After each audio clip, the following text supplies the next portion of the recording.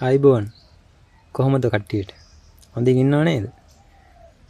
මම පුංචි වීඩියෝ එකක් කරන්න යද්දී ඇත්තටම මේ මගේ කල්යාණ මිත්‍රයෙක්ගෙන් මට වටිනා තෑග්ගක් ලැබුණා. ඉතින් ඒක මම ඔයාලට පෙන්නන්නම්.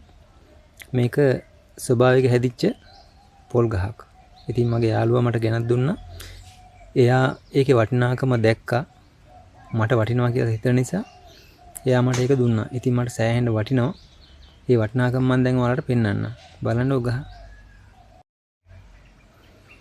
ඉතින් මෙන්න මේක තමයි මම කියපු පොල් ගහ. මගේ යාළුවාගේ නම ගැමුණු වික්‍රමසිංහ. චූටි කාලේ නම් එකටම හිටපු යාළුවෙක්. ඉතින් එයා දන්නවා මම මේ බොන්සයි ශාස්ත්‍රයේ නියලා ඉන්නවා කියලා හොඳටම. එයා වැඩට එන අතරතුර, ඒ කියන්නේ ආ පෙදේරු මහත්තයෙක් මේක ඇලක් කිව්ව තමයි තිබිලා තියෙන්නේ.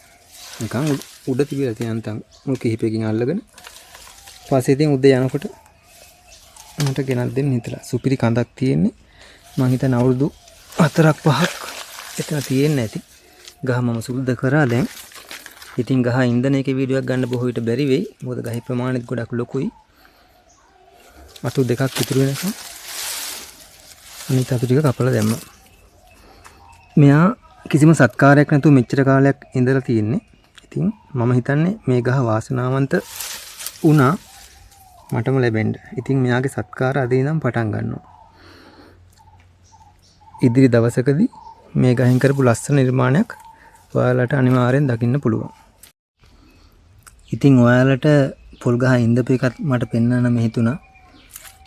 විශාල භාජනයක් තිබුණ නැති නිසා උරයක් තමයි පාවිච්චි කරන්න උනේ. අපහසුතාව තියෙනවා. ඉතින් ඒත් මේ වැඩේ අතාරින්නත් බෑ. ඒක නිසා මේ උරේ තමයි පොල් ගහ ඉඳවුවේ. ඉතින් අපි බලමු ඉදිරියේදී මේ ගහ කොහොමද සාර්ථක වෙන්නේ කියලා. සියලුම දෙනාට බොහොම ස්තුතියි.